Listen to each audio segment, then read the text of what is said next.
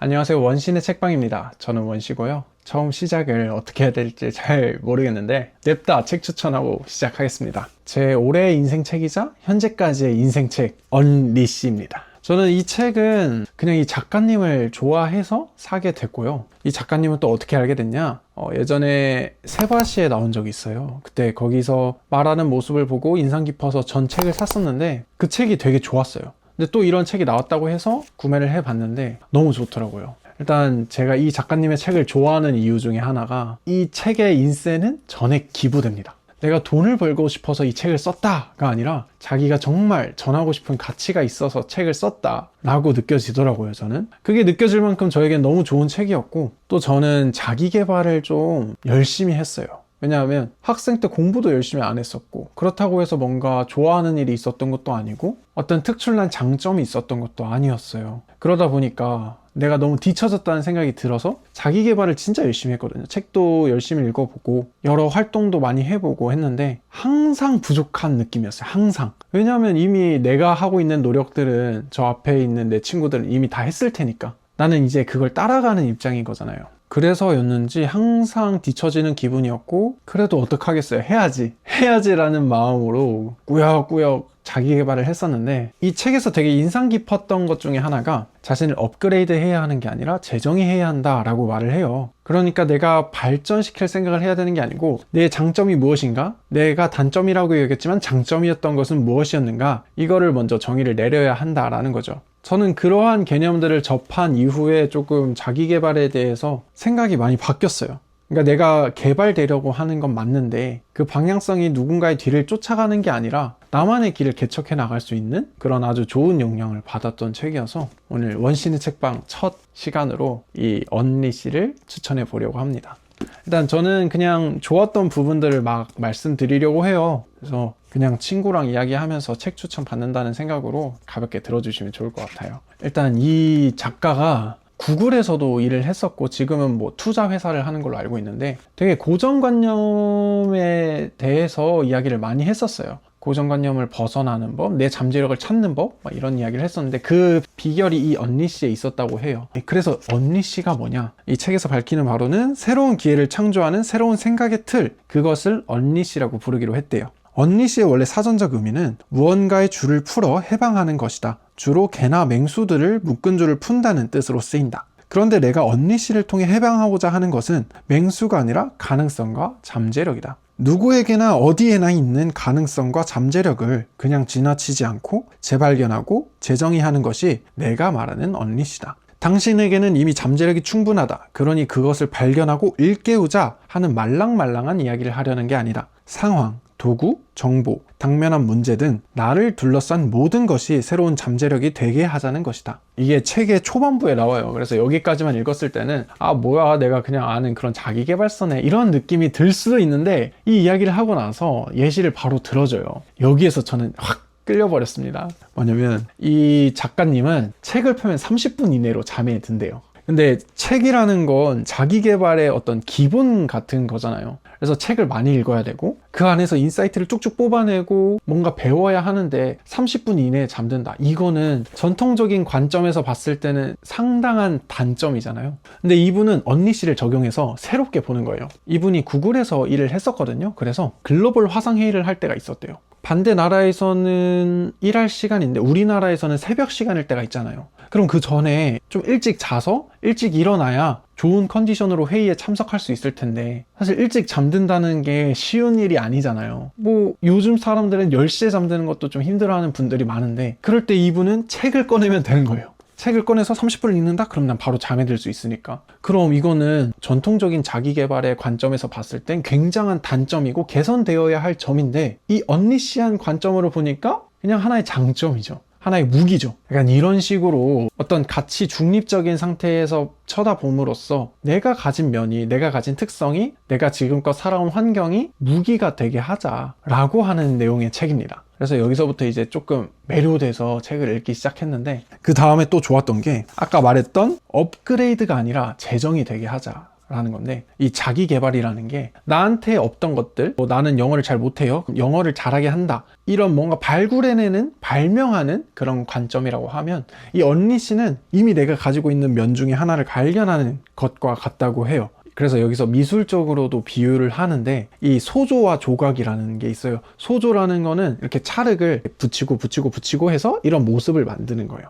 근데 조각은 이런 큰 돌덩어리가 있으면 톡톡톡톡 깨가지고 모양을 만드는 거죠. 그러니까 자기계발 같은 경우에는 이런 덧붙이는 소조인 거고, 언니씨 같은 경우에는 돌을 깨서 내가 이미 가지고 있는 것들을 가지고 무기로 사용하는 조각과 같다고 말을 하더라고요. 저는 토익 처음 봤을 때 380점이었거든요. 그리고 나서 토익 시험을 한번 봤는데 415점인가? 그랬어요. 그런데 제가 뭐 내 능력을 키우겠다, 나의 장점들을 발명해 가고 소조처럼 이렇게 덧붙여 나가겠다 라고 했을 때는, 그럼 뭐 요즘 토익 800, 900점은 기본적으로 해야지 라고 하면, 저는 토익부터 시작해야 되잖아요. 이미 내 친구들은 800, 900점 해가지고 다른 능력을 개발하고 있는데, 그럼 내가 토익 800점, 900점 겨우겨우 해냈어요? 그럼 그 다음에는 이제 그 친구들이 그동안 이룬 것들을 해야 돼요. 근데 여기서 문제가 뭐냐면, 나는 걔네들보다 공부를 덜 했고 지금까지 쌓아온 어떤 개발 경험이 더 적어요. 그럼 초보자가 10개 하는 거랑 고수가 10개 하는 거랑 속도가 다르잖아요. 그 차이는 계속해서 벌어질 수밖에 없는 거예요. 결국에 그들이 관두고 내가 끝까지 한다면 넘어갈 수야 있겠죠. 근데 지금까지 해온 걔네들이랑 지금까지 안 하다 이제야 시작하는 나랑 누가 끝까지 갈 확률이 더 높을까요? 저는 아닐 거라고 봐요. 책에서도 이런 모든 것이 빠른 속도로 끊임없이 변하는 이때에 나 자신의 능력을 키우고 업그레이드 하는 데만 몰두하는 것은 현명한 생존 전략이 되지 못한다 라고 말을 해요. 왜냐하면 변화의 속도는 내가 자신을 개발하는 속도보다 언제나 빠르고, 무엇을 더 채우고 어디까지 업그레이드 해야 살아남을지 아무도 알지 못하기 때문이라고 합니다. 저 이거에 너무 공감했어요. 내가 진짜 많이 노력을 했는데 항상 나보다 뛰어난 사람들 많이 있어요. 그리고 내가 이걸 어디까지 노력을 해야 되는가? 그거에 대한 고민이 엄청 많았었는데, 그래서 이 책에서는 그런 이유를 들어서 자기 개발만 할 게 아니라 얼니시로 자신의 강점, 자신의 무기를 찾아야 한다라고 하는 거죠. 그래서 저는 제가 찾은 것 중에 하나가 토익이 380점이잖아요. 근데 제가 사는 지역에서 외국인 커뮤니티를 만들었어요. 왜냐면 나는 영어를 잘하고 싶기는 한데 어디 책상에 앉아서 공부하고 싶진 않았거든. 근데 나는 사람을 모으는 능력이 있고, 사람들을 처음 봤어도 친숙하게, 친근하게, 그리고 그들이 편하게 해주는 걸 잘해요. 그 점을 활용해서 외국인 친구들을 모았고 그들과 막 이야기를 하고 있어요. 근데 저보다 영어를 잘하는 친구들, 막 토익 800, 900점 하는 친구들, 그 친구들이랑 축구를 하는 자리에 외국인 친구를 데리고 갔는데 말을 잘 못하더라고요. 그들이 나보다 영어를 훨씬 잘할 텐데. 근데 스피킹은 그들이 한 경험이 없기 때문에 제가 더 잘하는 거죠. 그래서 그게 너무 신기했는데, 이게 한국인들의 참여를 독려시킬 수 있겠다 싶더라고요. 제 토익 점수를 먼저 보여줘요. 그 다음에 외국인 친구와 대화하는 걸 보여주든지, 아니면 제가 영어로 이야기를 해요. 그러면 사람들에게 용기를 줄 수 있겠죠. 아, 쟤도 하는데 380 정도 하는데 나는 못할까? 나 더 잘할 수 있을 것 같은데? 하면서 이게 어느 정도 무기가 되겠죠. 그래서 만약에 제가 이 책을 읽지 않았다면 그거를 그냥 부끄러워만 했을 것 같아요. 380점이라는 거를. 근데 이 언니 씨를 통해서 생각을 해보니까 너무 좋은 장점이더라고요. 그래서 이런 식으로 나를 재정의할 수 있다라는 게 이 책에서 좀 마음에 들었고, 그래서 이 언니 씨에서 가장 중요한 거는 나의 상황, 정보, 도구, 재료가 지닌 가능성을 지레 판단하지 않는 것이다. 가능성이 있고 없고를 속단하지 않고 원점에서부터 새로운 눈으로 다시 보는 자세가 바로 언니씨다. 이렇게 잠재력의 힘과 크기는 가늠하거나 예측할 수 없다는 사실을 인정하는 게 제일 중요하다고 합니다. 그리고 여기서 되게 재밌었던 것 중에 하나가 고해상도 자기 설명서라는 게 있어요. 이게 뭐냐면 나를 정말 선명하게 봐보는 거예요. 여기서 중요한 거는 가치 중립적인 태도. 어떤 게 좋다, 나쁘다, 이런 장점이다, 이런 단점이다 라고 생각하지 않고 그냥 객관적인 사실만 딱 쓰는 거예요. 나는 영어를 못한다, 이게 아니라 나는 토익 점수가 380점이다 라고 쓰는 거죠. 저도 이렇게 고해상도 자기 설명서를 쭉 써봤었는데 이걸 잘 활용하고 있냐는 사실 잘 모르겠어요. 근데 내가 단점이라고 여겼던 것들을 이제는 단점으로 생각하지 않는 것 같더라고요. 그래서 그런 건 되게 좋았어요. 그리고 생각보다 내가 나를 선명하게 보지 않고 있었다라는 것도 느꼈어요. 나 이거밖에 못 쓰나? 더 쓰지 못하나? 하면서 계속해서 더 저를 관찰하게 됐고, 그러다 보니까 어떤 걸 하고 싶은지 어떤 걸 해야 되는지가 조금 보이긴 했던 것 같아요. 그래서 이게 너무 좋았고, 그리고 진짜 좋았던 것 중에 하나가, 전 자기계발 진짜 열심히 했었거든요. 맨날 자기계발 유튜브 보고 책 읽고 그러다 보면 다들 공통적으로 하는 말들이 있어요. 되게 많이 접하게 되는 것 중에 하나가 아침 시간을 지배하라, 새벽에 일어나서 운동해야 되고, 핸드폰 보면 안 되고, 여러 가지가 있는데 저 그런 거 잘 못 지켰거든요. 내 하루가 무너졌어 막 이러고. 근데 이 책에서 말하는 게, 이런 성공 비법을 거부하고도 성공하는 사람은 분명히 있다라는 거예요. 그리고 성공 공식은 성공한 사람의 수만큼 다양하다라고 말을 해요.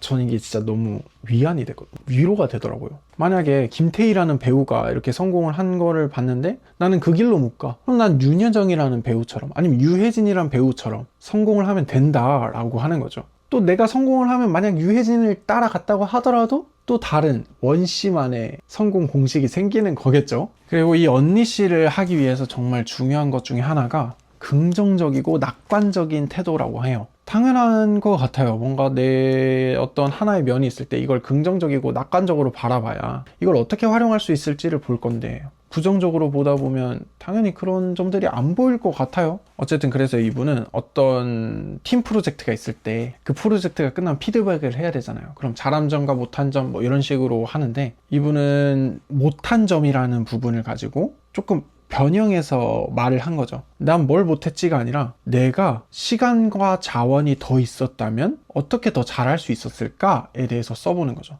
내가 만약에 시험을 봤는데 60점을 맞았어요. 그럼 난 왜 60점밖에 못 맞았지? 난 뭘 못했을까? 라고 보는 게 아니라, 내가 시간이 있었다면 높은 점수를 받았을까? 에 대해서 고민을 하고, 내가 공부 방법을 다르게 했으면 더 높은 점수를 받았을까를 고민해보게 하는 거죠. 시간과 자원이 있었다면 얼마나 더 잘할 수 있었을까라는 관점에서 생각을 해보면, 시간을 이만큼 더 들였다면 나는 점수를 이만큼 더 받았을 거야 라는 분석적인 사고가 가능해지고, 그럼 다음 시험 때는 그걸 적용할 수 있겠죠. 이만큼 더 시간을 써야겠다, 조금 더 미리 공부해야겠다, 이 공부법은 잘못된 것 같다, 이렇게 공부법을 바꿔서 해봐야겠다. 최소한 사고의 단계가 한 단계는 더 가게 되더라고요. 그래서 이 점이 너무 좋았고, 이런 긍정적인 태도, 낙관적인 태도는 언어를 긍정적으로 하는 게 되게 중요하대요. 왜냐하면 언어는 단순한 의사소통 수단이 아니며 때로는 세계와 현상을 이해하고 해석하는 틀이 되기도 한다. 타고난 기질과 관계없이 말하는 습관만 바꾸어도 긍정성과 낙관성은 얼마든지 충분히 길러진다고 하거든요.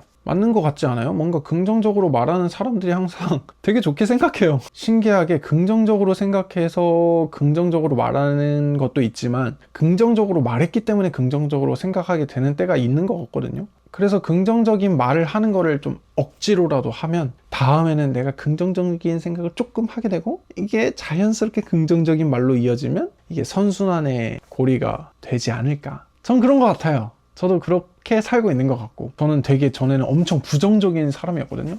나는 이것 때문에 안 돼, 저것 때문에 안 돼, 왜 부모님은 나를, 막 이런 생각 많이 했었는데, 뭔가 책을 읽고 긍정적인 생각을 많이 하려고 하다 보니까 이제 조금 더 내 책임을 생각을 하게 됐고, 어떤 좋지만은 않은 상황이 왔을 때 오케이, 이거 성장의 기회다, 이렇게 생각을 하게 된 것 같아요. 그래서 이 긍정적인 태도와 언어의 중요성은 너무 공감이 되고 좋았습니다. 그리고 여기서 진짜 중요한 것 중에 하나가, 나의 여건과 환경을 정의할 권리를 남들에게 넘기지 말고 내가 전적으로 가져와야 한다고 해요. 여기서 예시로 하나 드는 이야기가, 아들이 다리 장애를 가진 아버지가 있었는데, 그 아버지가 웨어러블 로봇을 만들어요. 다리 불편한 이들도 일어나서 걸을 수 있도록. 아들이 다리 장애가 있다는 건 되게 단점처럼 비춰질 수 있잖아요. 되게 슬픈 일이고 비극적인 일이고, 근데 이 아버지는 그냥 비관하고, 세상은 왜 나에게 이런 아들을 주어서 막 내가 뭘 잘못했길래, 이런 식으로만 생각한 게 아니라, 내 아들이 못 걷는데 난 아들을 걷게 해주고 싶다, 이런 좋고 나쁜 것을 판단한 후에 선택하는 게 아니라 그냥 내가 처한 상황을 받아들이고 이 상황에서 내가 뭘 할 것인가 를 결정을 함으로써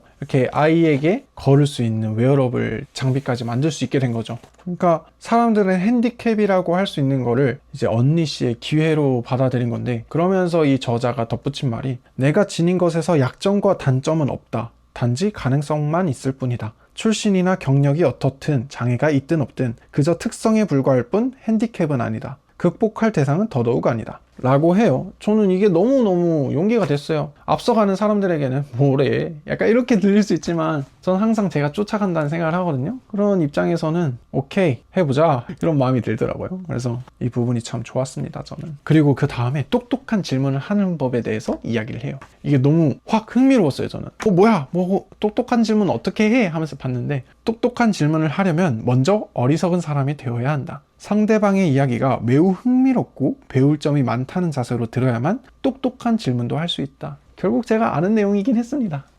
항상 호기심의 촉 이런 거를 딱 세운 다음에 상대 이야기 집중하면서 그럼 이건 뭐지? 이건 뭐지? 계속 호기심을 발동시키려고 노력해야 되는, 그리고 내가 다 알아? 그거 나 알아? 라는 태도가 아니라 그래? 그럼 이건 뭐야? 라고 조금 더 물어보고 알려고 탐구하려고 하는 태도. 역시 뭔가 가장 중요한 거는 이미 내가 다 알고 있는 것 같아요. 공부를 잘하려면 공부를 많이 해야죠. 그런 느낌?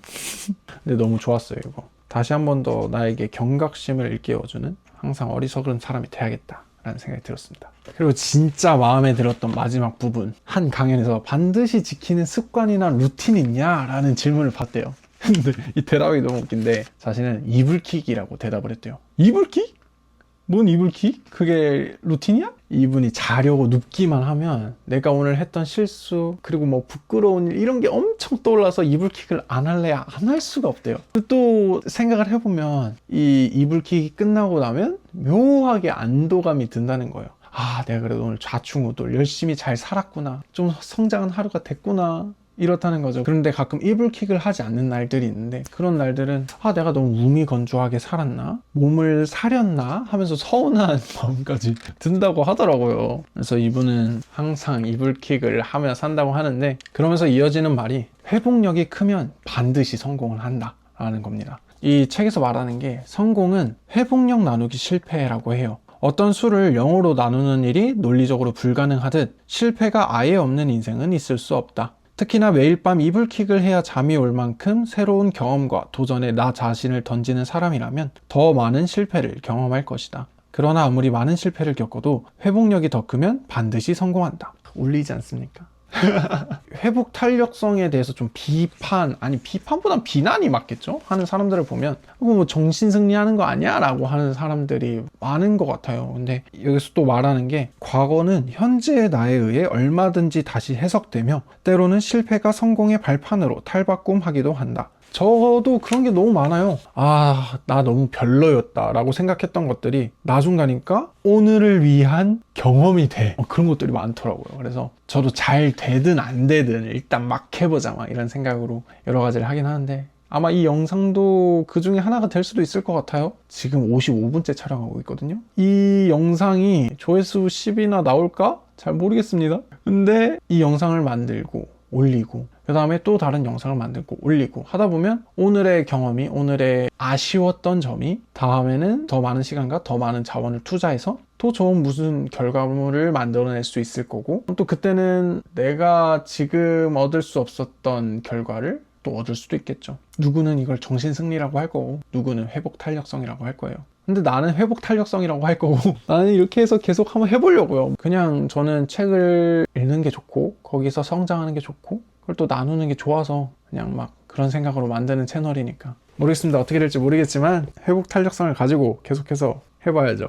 뭐 한 5년쯤 그냥 재밌게 하다 보면 이 유튜브가 잘 되지 않더라도 내가 또 어딘가에 가서 다른 뭔가든 할 수 있지 않을까요? 그런 마음을 갖게 해준 가장 좋은 책이었고, 어쨌든 너무나 추천하는 책입니다. 언니씨 이렇게 하는 거 맞나? 어쨌든 여러분들도 오늘 제 이야기가 마음에 드셨다면 이 책 한번 구매해서 읽어보시면 너무 좋을 것 같아요. 제가 읽고서 좋았던 부분을 나눈 것이기 때문에 다 전달되지 않았을 것이고, 또 저와 다른 생각을 하는 분들은 이 책을 읽고 또 다른 감동을 얻을 수 있을 거라고 생각해요. 그래서 오늘의 책 추천은 여기서 마무리하도록 하겠습니다. 단점이라고 생각했던 무언가가 여러분의 자랑할 만한 점이 되길 바라면서 오늘은 인사드리겠습니다. 그럼 안녕. 여기를 봐야 되나?